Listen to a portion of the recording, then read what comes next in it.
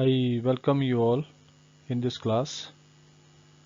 Topic for discussion in this class is energy as a key component of economic infrastructure. Energy का क्या importance है economic development में और इसके क्या क्या सोर्सेज हैं, primary sources, secondary sources, conventional sources, non conventional sources या फिर इसके commercial and non commercial uses, इन सब चीज़ों के बारे में हम डिटेल में डिस्कस करेंगे. So let us discuss about the state of infrastructure in India. Infrastructure के बहुत सारे कंपोनेंट हैं. Transportation, communication, energy, educational facilities, medical care services, housing, इस तरह के बहुत सारे कंपोनेंट्स हैं. यहाँ हम जो डिस्कस करने जा रहे हैं वो है एनर्जी. ये इकोनॉमिक इंफ्रास्ट्रक्चर का एक बहुत ही इम्पॉर्टेंट कंपोनेंट है. एनर्जी का इस्तेमाल पूरी इकोनॉमी में होता है, सभी सेक्टर्स में होता है, primary sector, secondary sector, टर्सी sector, और बिना एनर्जी के प्रोडक्टिविटी पॉसिबल ही नहीं है. एक तरह से हम कह सकते हैं कि जो एनर्जी है वो लाइफ लाइन है पूरी इकोनॉमी का. अगर हम प्राइमरी सेक्टर की बात करें तो ट्यूबवेल्स को चलाने में, ट्रैक्टर्स को चलाने में एनर्जी की ज़रूरत रहती है. सेकेंडरी सेक्टर में जितनी भी मशीनरी है उनको चलाने के लिए एनर्जी की आवश्यकता है. और इसी तरह टर्सी सेक्टर में अगर हम बात करें तो जो कंप्यूटर्स हैं, क्योंकि सर्विस सेक्टर का बेस है कंप्यूटर, उनको ऑपरेट करने के लिए, उनको चलाने के लिए भी एनर्जी की आवश्यकता है. तो एक तरह से एनर्जी जो है वो सभी सेक्टर्स की ज़रूरत है. किसी भी सेक्टर में प्रोडक्टिविटी को बढ़ाना है या उस प्रोडक्टिविटी लेवल को बना के रखना है तो वो बिना एनर्जी के पॉसिबल ही नहीं है.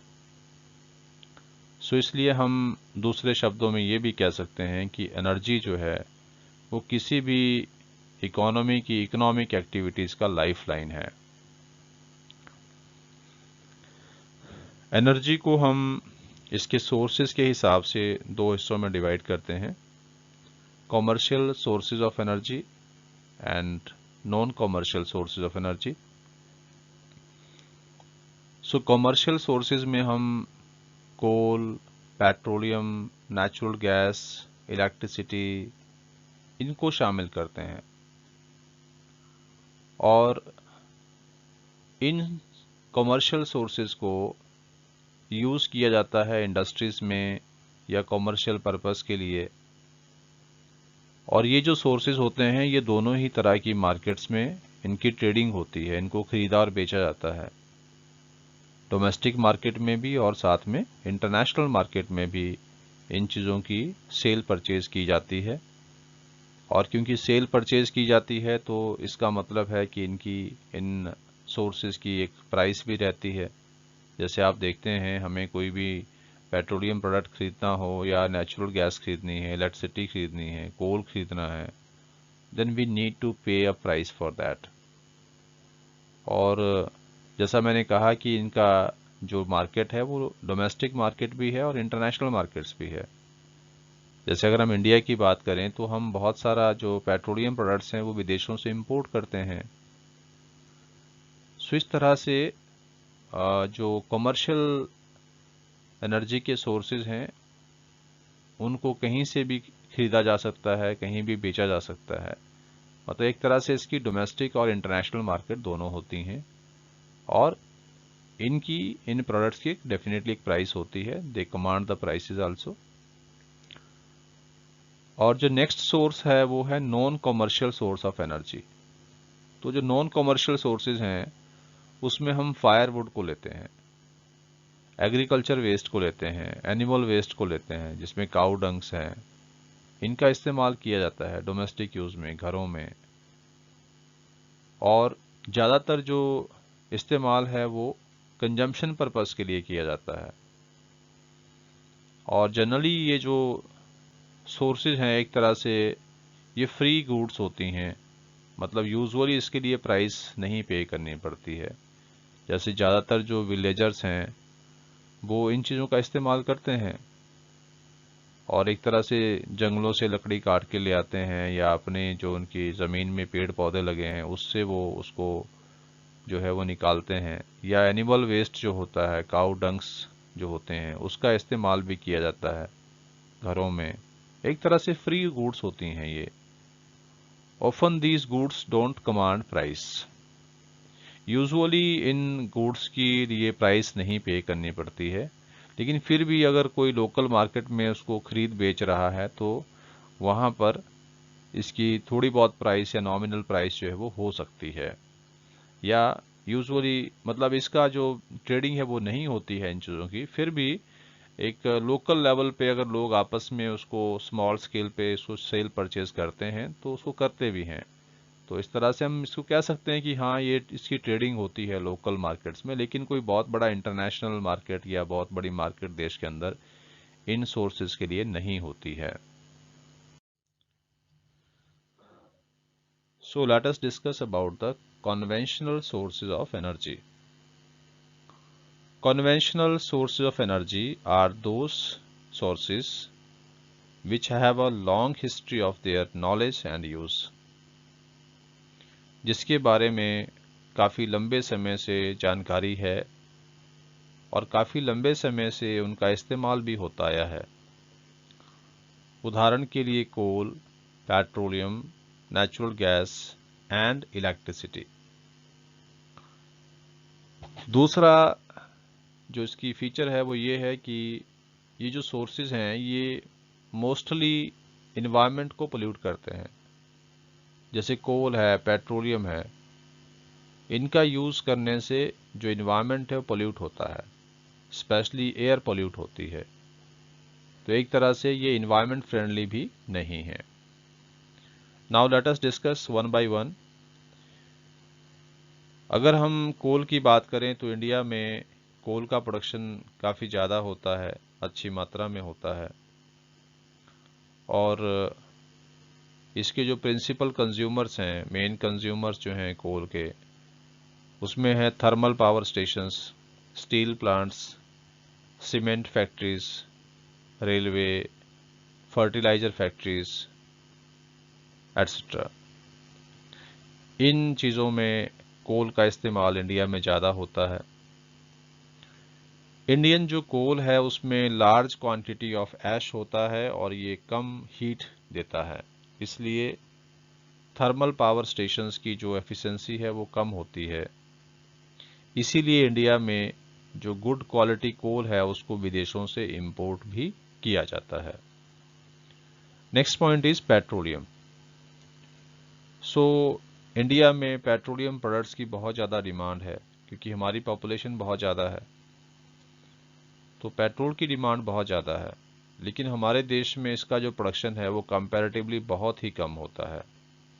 इसलिए हम पेट्रोलियम प्रोडक्ट्स के लिए विदेशों पर बहुत ज़्यादा डिपेंड करते हैं। नेक्स्ट पॉइंट आपका है नेचुरल गैस। तो जो नेचुरल गैस है इसको as a raw material use किया जाता है फर्टिलाइज़र एंड पेट्रोलियम प्रोडक्ट्स के लिए। इसको as a raw material use किया जाता है और साथ ही नेचुरल गैस को एज ए कुकिंग गैस भी हाउस होल्ड सेक्टर में यूज़ किया जाता है। जैसे हम घरों में जिस गैस को कुकिंग गैस को यूज़ करते हैं, एलपीजी को यूज़ करते हैं, वही एक तरह की नेचुरल गैस है। इंडिया में नेचुरल गैस के जो रिजर्व्स हैं, जहाँ पर ये निकाली जाती है या इसके भंडार हैं, वो मेन स्टेट्स हैं मुंबई, गुजरात, त्रिपुरा, आंध्र प्रदेश, तमिलनाडु एंड राजस्थान। और एलपीजी जो गैस है ये एक तरह का क्रूड ऑयल का जो है वो बाई प्रोडक्ट होता है। क्रूड ऑयल से इसको निकाला जाता है। एंड लास्ट इसमें है इलेक्ट्रिसिटी। तो इलेक्ट्रिसिटी भी एक बहुत ही यूज़फुल कन्वेंशनल सोर्स है एनर्जी का इंडिया में। और इलेक्ट्रिसिटी के तीन मेन सोर्सेज हैं, जिसमें पहला है थर्मल पावर स्टेशंस, दूसरा है हाइड्रो इलेक्ट्रिसिटी स्टेशंस और तीसरा है एटॉमिक पावर स्टेशंस। तो इंडिया की अगर हम बात करें तो इंडिपेंडेंस के बाद जो है हमारे देश में बिजली का उत्पादन करने के लिए हाइड्रो इलेक्ट्रिसिटी जो स्टेशंस हैं उस पर ज़्यादा काम किया गया, लेकिन फिर ये देखा गया कि ये इसमें बहुत ज़्यादा इन्वेस्टमेंट की आवश्यकता है और ये ज़्यादा सक्सेसफुल भी नहीं हो रहा था। तो इसलिए फिर बिजली का जो प्रोडक्शन है उसमें ज़्यादा बड़ा रोल जो है अब थर्मल पावर स्टेशंस का है। हालांकि थर्मल पावर स्टेशन जो हैं वो बहुत सारा इन्वायरमेंट पोल्यूट करते हैं, क्योंकि उससे बहुत सारा धुआं निकलता है और इस तरह से हम कह सकते हैं कि जो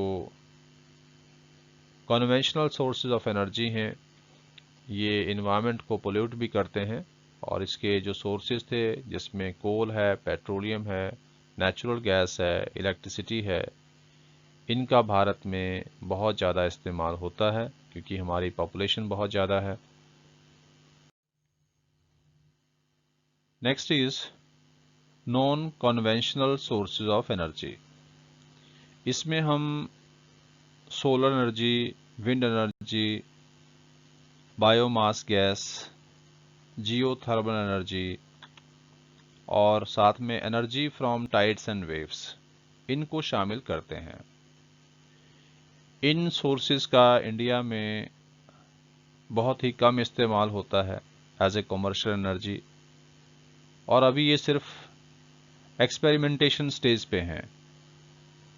मतलब अभी इनका बहुत ही इनिशियल स्टेज है यूज़ करने का, बहुत कम इस्तेमाल होता है इनका, क्योंकि इनका प्रोडक्शन ही नहीं है, इसके बारे में लोगों को अवेयरनेस ही नहीं है, इस पे अभी ज़्यादा फोकस इंडिया में किया ही नहीं गया है।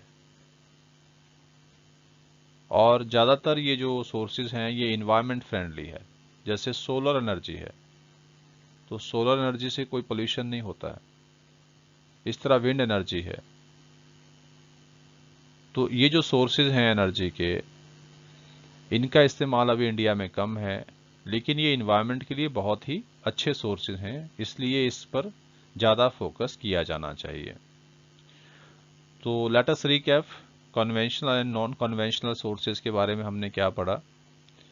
तो कन्वेंशनल सोर्सेज जो हैं उसमें हम कोल, पेट्रोलियम और इलेक्ट्रिसिटी को शामिल करते हैं, जबकि नॉन कन्वेंशनल सोर्सेज में solar energy, wind energy, biomass gas वगैरह को हम शामिल करते हैं। कन्वेंशनल सोर्सेज ऑफ एनर्जी जो है इनका इस्तेमाल काफ़ी लंबे समय से होता आया है, इसकी जानकारी भी काफ़ी लंबे समय से है और यूज़ भी काफ़ी लंबे समय से हो रहा है, जबकि non conventional sources of energy जो है अभी एक्सपेरिमेंटेशन स्टेज पे हैं और इनका बहुत ही कम इस्तेमाल अभी होता है इंडिया में। और कन्वेंशनल जो सोर्सेज हैं वो इन्वायरमेंट फ्रेंडली नहीं होते हैं, मतलब वो इन्वायरमेंट को पोल्यूट करते हैं। दूसरी तरफ जो आपके non conventional source of energy हैं ये इन्वायरमेंट को पोल्यूट नहीं करते हैं। तो ये non conventional source of energy का एक बहुत बड़ा फ़ायदा है।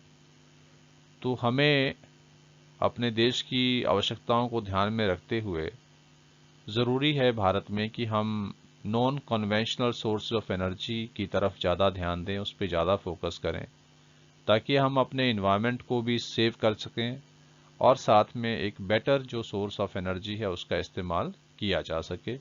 मोर ओवर ये जो सोर्सेज हैं ये काफ़ी, मतलब एक तरह से हम कह सकते हैं कि इनका जो कॉस्ट ऑफ प्रोडक्शन होगा ये भी बाकी सोर्सेज से कम होगा।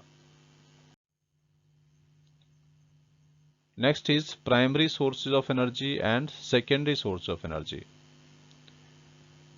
तो जो प्राइमरी सोर्सेज ऑफ एनर्जी है वो एक तरह से फ्री गिफ्ट ऑफ नेचर होता है, वो प्रकृति की तरफ से हमें मुफ्त में मिले होते हैं, जैसे कोल है, पेट्रोलियम है, गैस है, लिग्नाइट है, ये एक तरह का फ्री गिफ्ट ऑफ नेचर है।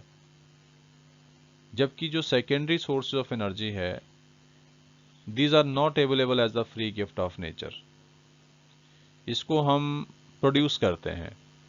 जब इनपुट को आउटपुट में बदला जाता है तब ये सोर्सेज हमें प्राप्त होते हैं। जैसे कि इलेक्ट्रिसिटी है, तो इलेक्ट्रिसिटी को बनाने के लिए पहले कोल का इस्तेमाल करना पड़ता है या बाकी इनपुट्स का इस्तेमाल करना पड़ता है।